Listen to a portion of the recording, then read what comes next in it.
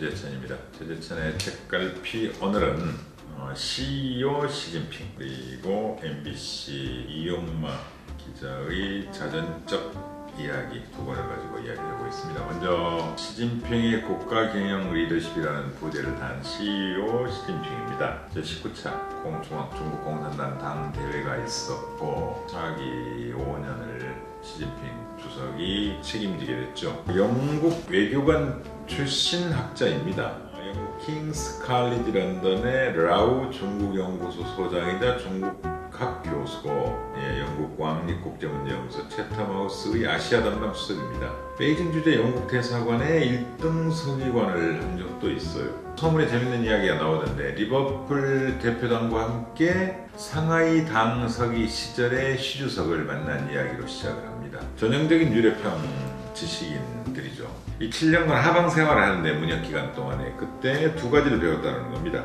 첫째, 현실적이라는 것이 무엇인지, 실사구시라는 것이 뭔지, 그리고 사람의 실제 모습은 어떤지 이해할 수 있었다 이겁니다. 두 번째로는 자기 자신을 강하게 만들었다. 옛 속담에 칼은 돌에 대고 갈아야 날카로워진다는 말이 있듯이 사나이는 고난을 통해 더 강해진다. 그래서 첫째는 현실을 알게 됐고 둘째는 개인적으로 더 강해졌다.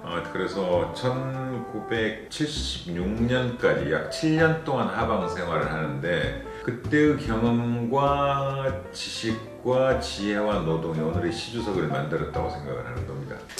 정반대의 해석을 하는 사람이 있습니다. 중국 작가 위제라는 사람이 있습니다. 시주석을 도리어 공산당의 지도자가 아니라 마피아 조직의 대부라고 비판합니다. 왜냐하면 이 사람은 중국에 살다가 공산당적을 박탈당하고 구타에 시달리다가 지금 미국으로 이주했답니다. 근데 이 사람은 2014년 시진핑에 관한 책을 써요. 도대체 시진핑이 누구냐 이거죠. 97년에 중앙공산당 정치국 후보위원 150명을 뽑는데 시진핑은 151등을 합니다. 떨어져 버립니다. 당 내부 선거에서. 근데 그때 강택민 주석이 장점이니 야 왜 시주석을 떨어뜨렸니? 한 명 더 뽑아 그래가지고 150명 정원을 151명으로 늘려가지고 집어넣은 거예요.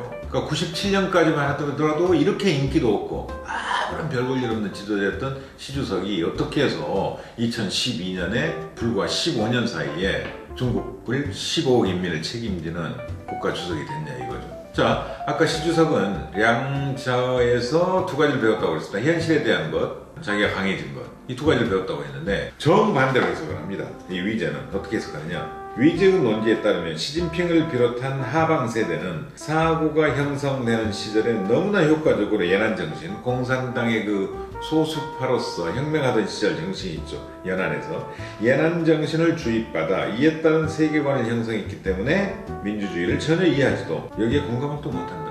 마오쩌둥주의만이 체계적이고 포괄적이며 이해할 수 있는 사상으로 하방 시기에 시진핑이 유일하게 접근할 수 있었던 사상이다. 이렇게 강력하게 비판을 합니다. 그런 의문이 듭니다. 이를테면 시주석이나 시주석 아버지인 시중씨는 문역 때문에 엄청 고생했습니다. 문화혁명 때문에. 왜냐하면 개량주의자, 일종 등소평주의자 있잖아요. 사실은 아버지가 개혁개방적인 사고를 가진 분이거든요. 광동성 나중에 제2당서기를 했으니까 마호 입장에서는 대단히 유용한 사람들이니까 혼냈던 거죠. 그래서 모든 당적 다 박탈당하고 아주 고난의 시기를 보냈는데 당연히 그 집 아들이니까 시진핑도 산서성에 가서 7년 동안 살 수밖에 없었거든요. 토굴 같은 데 살았어요. 그리고 시주석 같은 경우는요. 나도 공산당이 되고 싶어요. 공산당원이 되고 싶어요. 했지만 5번이나 거절당합니다. 6번째 공산당원이 돼요. 그런 이력을 가진 사람인데 왜 자기를 핍박했던 마오쩌둥을 좋아하지 이거죠. 도리어 최근 흐름을 보면 약간 등소평을 불편해하고 마오쩌둥을 더 좋아해요. 자기 사상의 결은 도리어 아버지나 집안 내력은 등소평과 가까워야 갔는데 왜?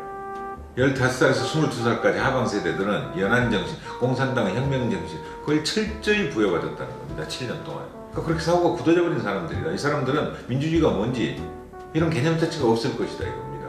대단히 놀라운 비판이죠. 하여튼 이 부분이 제가 생각하는 가장 강렬한 대조법이자 비판으로 보입니다. 아까 말씀드린 대로 캐리 브라운은 영국 학자인데 다른 나라보다 저희들이 상대적으로 중국이 가까이 있기 때문에 중국에 대한 정보가 뉴스가 많은 편입니다.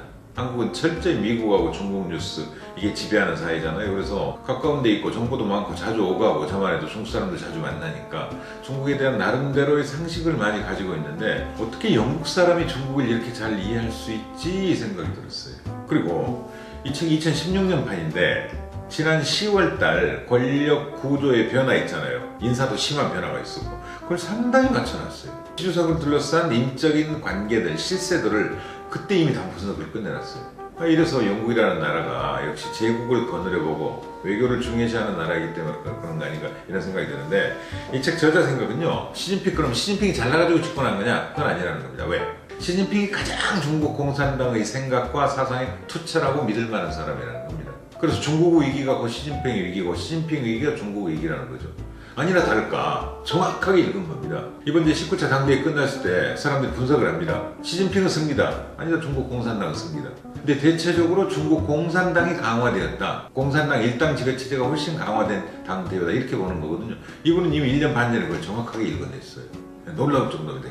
개인적으로는. 마지막으로 4가지 위기를 이야기합니다. 자, 첫째는 중국 통일과 관련해서 중국이 계속 안정적인 통일국가로 지속될 수 있을까? 분열되지 않을까? 둘째, 현재의 정치 모델이 계속 지속될까? 사실상 시민들의 참여는 배제되고 제도적으로 중국 공산당이 지배하는 시스템 있잖아요. 또다시 정치개혁에 대한 국민들의 욕구가 있지 않을까? 그 다음에 국가주의적인 움직임 때문에 국제사회의 환경이 안 좋아지면 크게 영향을 받는 나라다 이거죠. 그래서 해외의 영향과 관련된 지정학적 질문이죠. 이를테면 미국의 이번에 트럼프 대통령 다녀갔습니다만 인디 태평양주의 노선이 중국을 고립시킨다는 건 누구나 아는 이야기인데 그런 것들이 중국 사회에 어떤 영향을 주고받을까? 이거죠. 4번째로 경제적 문제. 중국은 인구가 워낙 많기 때문에 연평균 성장을 6% 7% 해야만이 돌아가는 사회인데, 자, 아시다시피 중국은 부동산 거품이 너무 심하고 돈 간의 격차가 심하고 빈부격차도 극단적이고 이거죠. 시주석도 그 모순을 지적을 했습니다. 이걸 해결해야만이 중국은 지속 가능하다 이거죠. 중국 위기고 중국 공산당 위기이고 시진핑 위기가 될 수 있다는 겁니다. 대단히 정교한 책입니다.